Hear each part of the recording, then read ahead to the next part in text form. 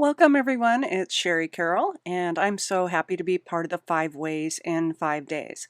I'm going to be making several cards featuring some tools that I think are really important to have in your craft space that will make your card making so much easier. Before I get started on my cards, I wanted to tell you a little bit about the 5 tools that I'll be featuring throughout this video. My first pick is the Says Stamp Magnetic Glass Mat. It measures 10 by 12 and it has that nice glass surface. To hold your projects in place, you can use the neodymium magnet with a really strong hold. The back side features raised feet to sit up off your work surface, especially if you're doing some heat embossing.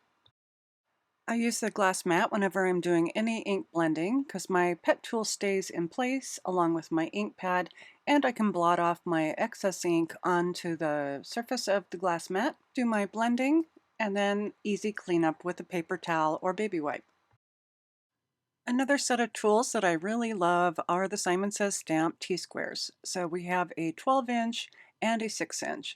You can use these with your glass mat if you want to do some measurements or even markings on your cards or projects. And the length of the 12-inch is perfect for even scrapbooking or larger projects. For card making and smaller projects, I always grab my 6-inch T-square.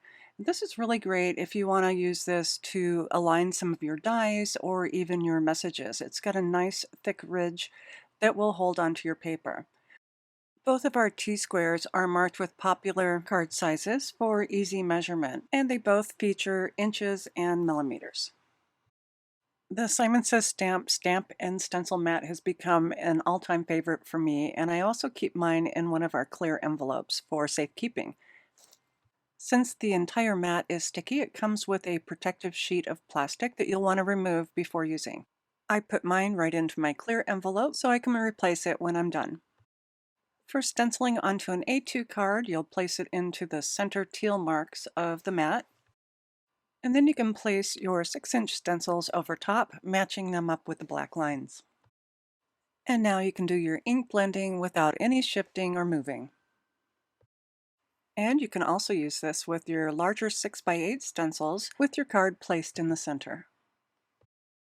Your stamp and stencil mat can also be used in your large MISTI, and this is a really great way to use some of your larger images that hang over the size of your paper. And as an extra tip, I like to cover the sides of my paper with some low-tech tape to keep my mat clean from any of the inks that might come over the edges. And once you've stamped your image, you can easily remove the tape, leaving you with a clean mat. I also like to use the stamp and stencil mat along with my T-square, and I have a little technique coming up where I use these two items with some ink cubes. I love to add dimension to my cards, and so I chose the Says Stamp 3D foam squares. These come in 2 sizes, and they're 0.08 inches in height, which gives you just the right height to add that dimension. The smaller ones are 1/4 inch in size, and the larger ones are 1/2 inch. For my larger items, I like to use the Says Stamp foam tape roll. I use this all the time for my shaker cards, and it's the same height, the 0.08 inches, so you can use them along with your squares. And to use my foam tape, I also use my Says Stamp Everyday Scissors. These are the perfect scissors to customize the sizes of the foam that you might want to use. The 3.5 inch blade is great for customizing your strips where you might need to have some thinner pieces. Also, the steel blades feature a non-stick surface that won't gum up when cutting through sticky adhesives. The Comfort Grip has some extra padding on the outside for a secure hold.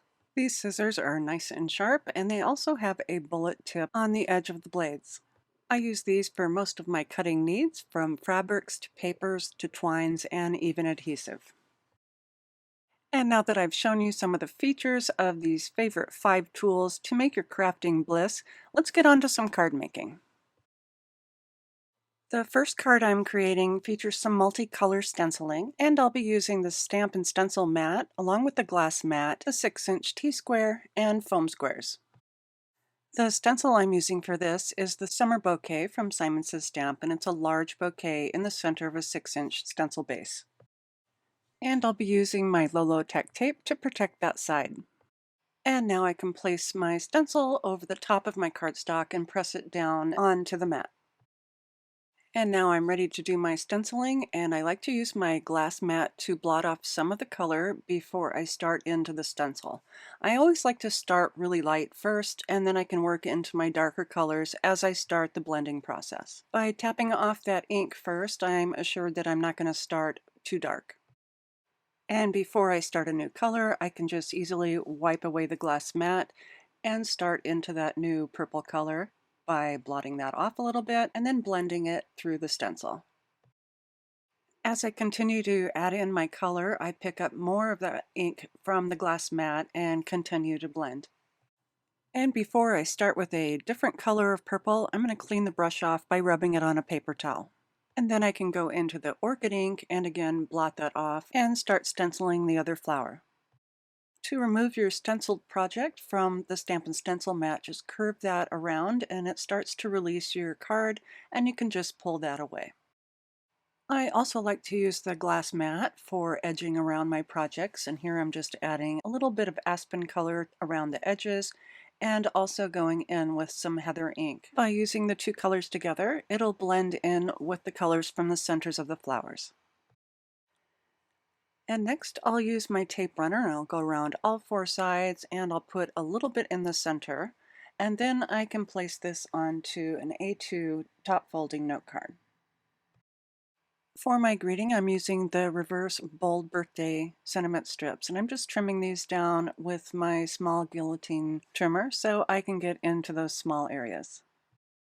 For this size message, the 1/4 inch foam squares work perfectly, and I'll put about 4 onto the strip. And then I'll remove the backing to the two center squares. And using the 6-inch T-square, I can align this onto my card.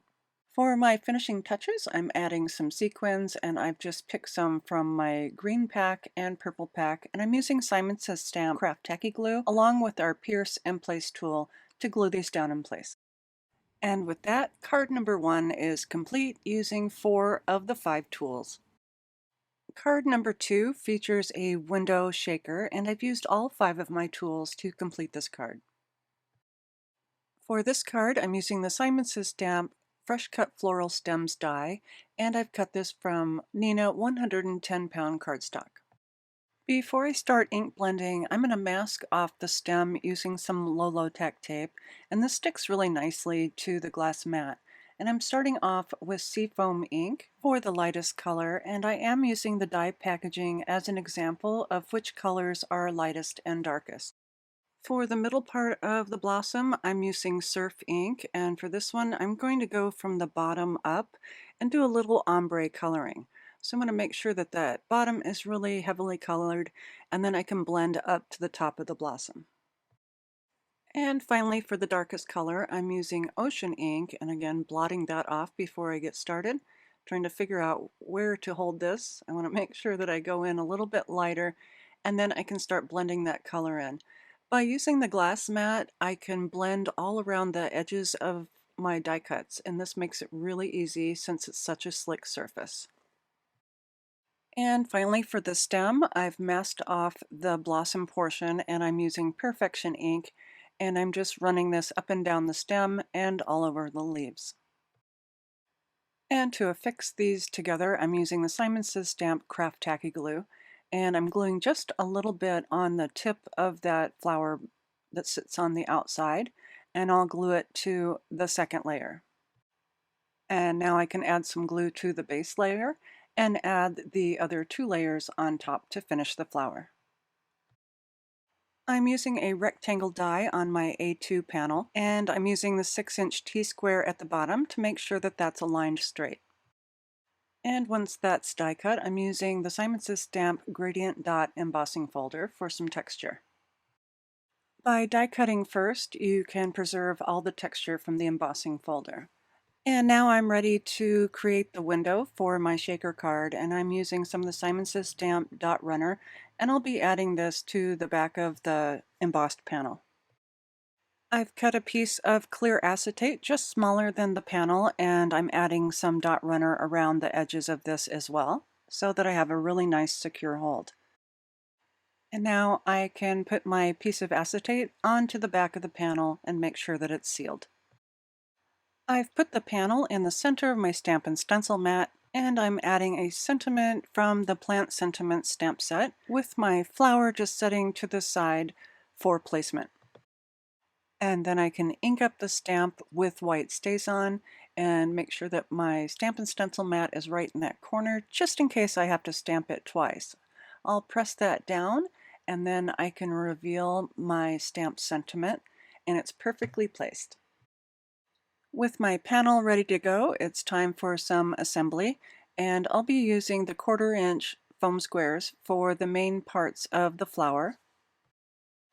And then I can use my Simon Says stamp Everyday Scissors to cut some of my foam squares in half for some of those small areas. And now that I've removed the backing from all of my foam squares, I can place my flower just to the right of my sentiment and window. To complete the shaker portion, I'm using the Simon Says stamp foam tape, and I'm just cutting these lengths just around the edges and then snipping off with my scissors. And to give it a little more stability, I'm adding one more strip just around that window so that it can sit flush.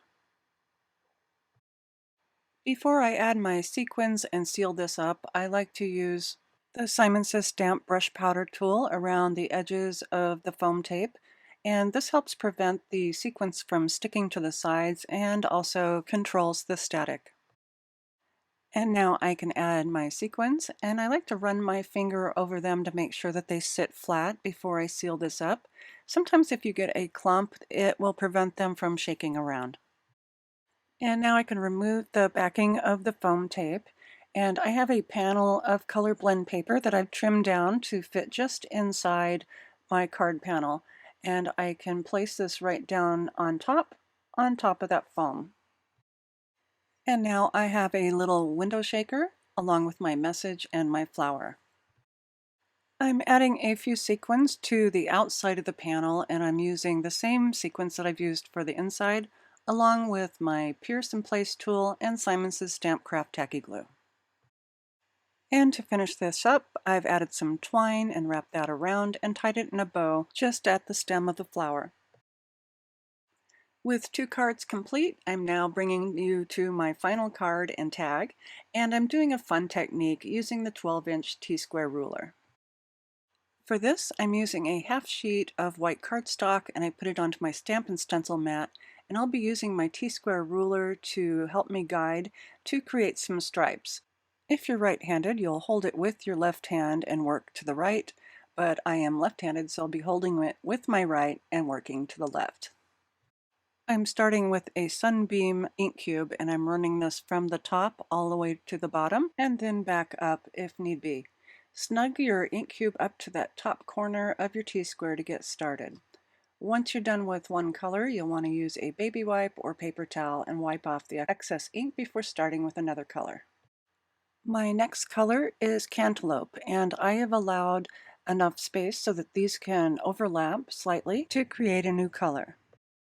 My next color is Carnation, and this will go nicely with the orange. And again, I'll snug that up to the top, make sure that everything's pressed down, and just drag that onto my cardstock. And working to the left of the yellow, my next color is Sprout. Again, I'm snugging that up to the top and dragging it down the cardstock. And my final color is Surf to complete the rainbow.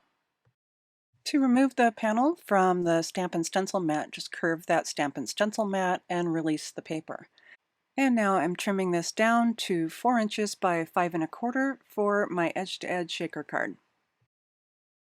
I've cut a clear bag down to be just a bit wider than my panel, and I'll be using the Simon Says Stamp Terrific Tape, the 1/4 inch size, and I'll be adding this all around the edges of my panel. I'll fold up the bottom portion and then I'll use my scissors to clip 45-degree angles around that clear bag so that it will fold down nicely. Now I can fold over 2 more sides, so I have 3 in total. I want to leave one open so that I can add some sequins later. Before I add the sequins, I'm going to die cut the Oh Happy Day, and I'm using the Simon Says Stamp glitter paper. And to glue this down, I'm using dots of Simon Says Stamp Craft Tacky Glue to make sure that I have the entire piece covered. Then I can place this onto my panel using my T-square as a guide to make sure that it's straight. And I'll be adding a sentiment strip from the Reverse Bold Birthday, and I'm using my small trimmer to trim this down. With a few foam squares added to the back of my message, I'm again using my T-square to make sure that I have this aligned, and once I'm happy with that, I can remove the backing from the rest of the foam squares. With the front of my panel complete, now I can add my sequins, and I'll open up the bag from the bottom where I have left that open, and I can use my triangle tray to pour the sequins inside. Now remove the backing from the other terrific tape and seal up your shaker panel. To finish this up, I'm adding some dot runner around the edges of my shaker panel, also in the center, and I'm adding this to an A2 card. And now we have a handmade background with a shaker element, just perfect for a birthday. I hope you've enjoyed this video of how to use these 5 tools in different ways and more about their functions.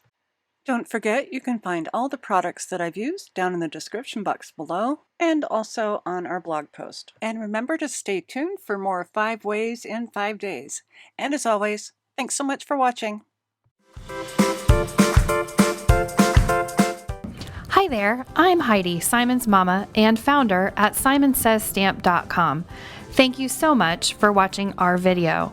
If you like what you just saw, be sure to press the thumbs up and subscribe to see more great content.